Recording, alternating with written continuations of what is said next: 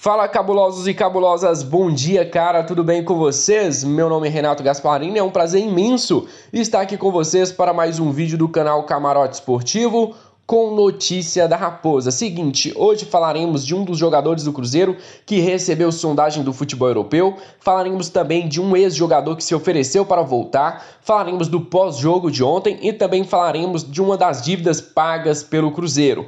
Mas antes, peço a vocês que deixem o like, se inscrevam no canal caso não for inscrito, porque vai ajudar demais no crescimento do nosso canal. Se você já é inscrito, não se esqueça de deixar o like. Nação, chega de enrolação, simbora para a notícia do vídeo de hoje. Olha só, nação, atualização sobre o mercado da bola do Cruzeiro. Isso porque o Super Sport trouxe uma matéria ontem para nós de que o Cruzeiro teria recebido uma consulta do Porto de Portugal pelo meio-campista Marco Antônio. Essa consulta foi antes do dia 6 de outubro, que foi a data do fechamento da janela de transferência internacional em Portugal, ou seja, essa negociação não vai mais para frente.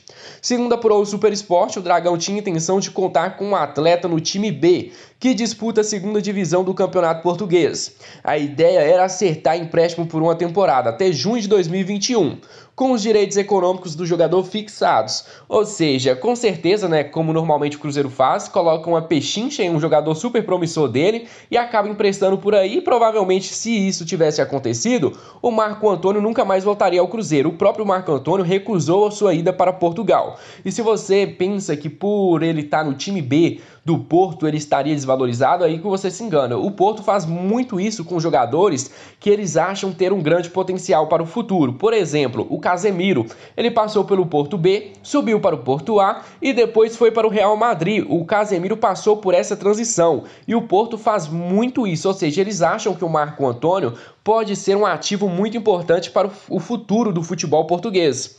Contudo, o Marco Antônio preferiu permanecer em Belo Horizonte para intensificar um trabalho especial de preparação física sob a supervisão de profissional na Toca da Raposa 2. O prata da casa é submetido a um processo de mapeamento genético, com o propósito de se tornar um atleta de bom condicionamento ao longo de sua carreira. O objetivo é minimizar e eliminar as pequenas lesões sofridas por ele. É o seguinte, como diz a matéria, o próprio Marco Antônio recusou a proposta de ir para Portugal. Ou seja, a proposta passou pelo Cruzeiro. O Porto mandou a proposta para o Cruzeiro aceitou uma proposta e o Marco Antônio recusou. Ou seja, mais uma vez foi fácil passar pelo Cruzeiro. A expectativa é que Marco Antônio se valorize como ativo financeiro do Cruzeiro tão longo concretizar o processo de aprimoramento físico, tanto nos treinamentos quanto nas 7 partidas em que disputou pelo time principal. O armador, com o histórico de convocações à base da seleção brasileira, demonstrou qualidade no passe, em lançamento e na bola parada. É aquele jogador que a gente espera que chegue dentro do Cruzeiro para armar o time, não é aquele jogador que a gente espera correria dele dentro de campo, não. E não é aquele jogador, como os treinadores estão usando, que jogue como segundo atacante. Isso não, ele fica muito perto dos volantes. Sabe por quê? Porque quando um volante roubar a bola, ele toca já do lado e ele arma, ele faz um lançamento, ele dá uma qualidade a mais para o passe do time. Então espero que o Cruzeiro consiga mais valorizar os seus jogadores, assim como foi feito, né? Com, por exemplo, o Ayrton está sendo valorizado, o Kaká está sendo valorizado, temos outros jogadores sendo valorizados como o Jadson e não como o Caio Rosa. A gente espera que ele seja valorizado porque sabemos que ele tem sim futuro. Na noite de ontem, o Cruzeiro ficou no empate contra o Juventude dentro de casa. Claro, o Juventude é um time que briga na parte de cima da tabela, mas com o elenco que o Cruzeiro tem, nós tínhamos a obrigação de sair do Mineirão com 3 pontos garantido.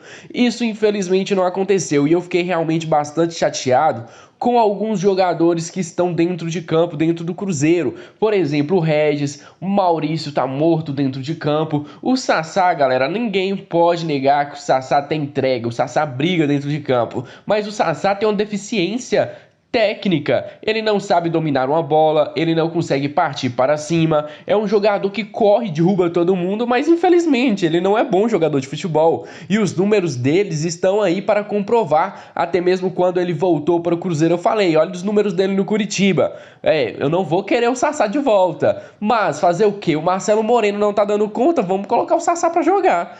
Não tem jeito, né? E o Sassá mais uma vez mostrou por que ele saiu do Cruzeiro na temporada passada. Foi muito mal. O Maurício morto dentro de campo.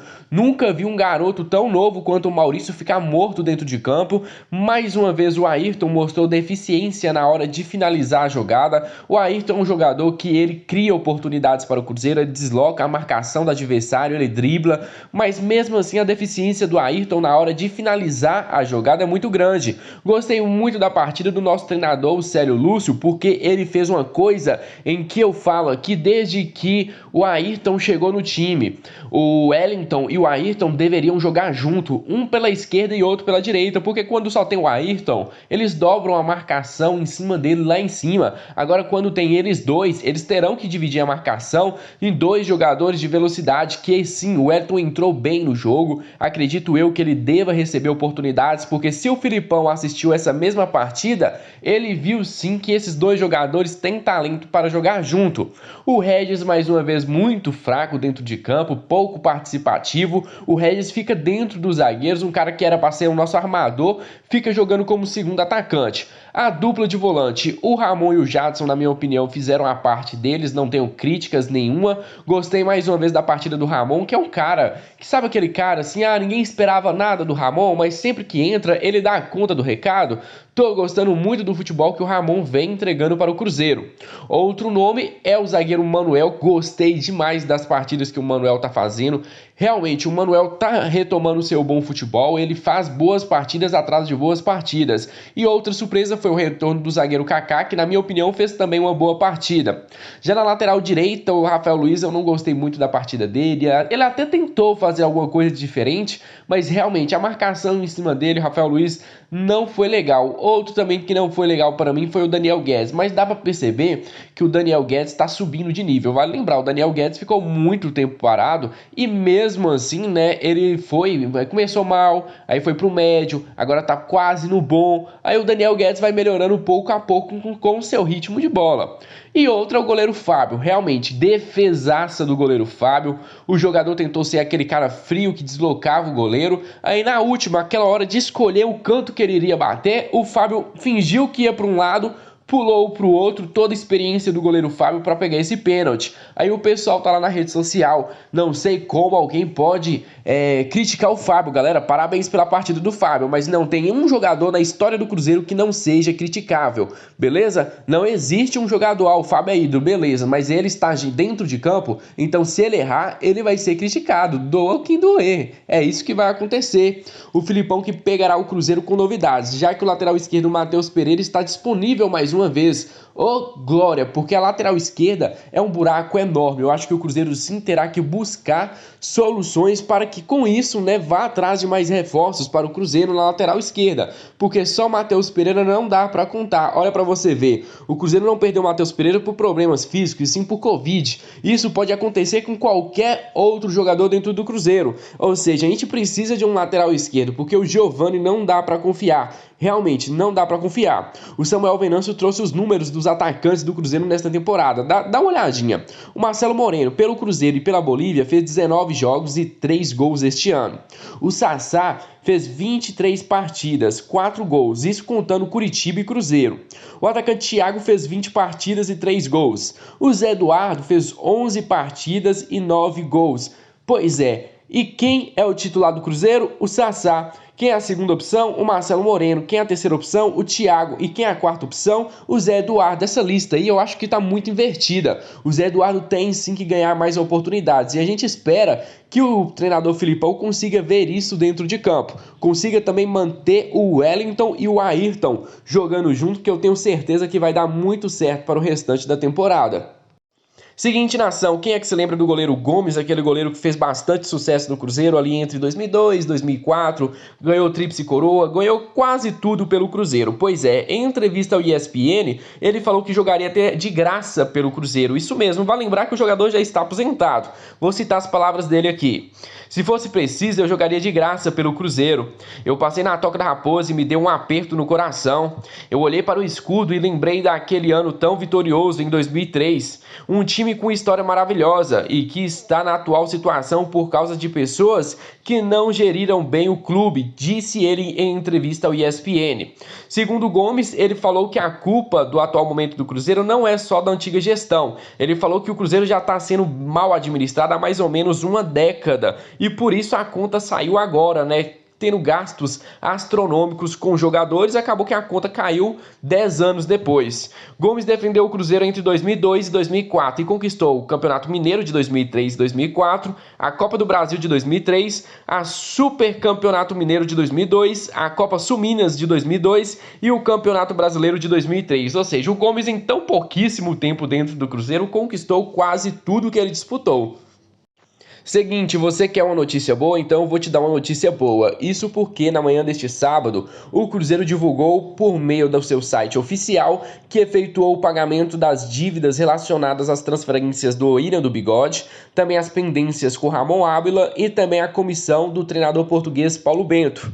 Os pagamentos são referentes aos processos que correm na FIFA. Vale lembrar, o Cruzeiro pagou ao Zorya da Ucrânia cerca de 9 milhões e 200 mil reais, referentes à venda do atacante William do Bigode, hoje no Palmeiras. Os valores, segundo o clube, já incluem impostos, além de multa e custos da FIFA no montante de 328 mil reais. Realmente, quando você leva um caso para a FIFA cobra, você tem juros, você tem muita coisa, ou seja, sua dívida que era de 3 milhões pode subir até para 4 só por ter levado ela para a FIFA.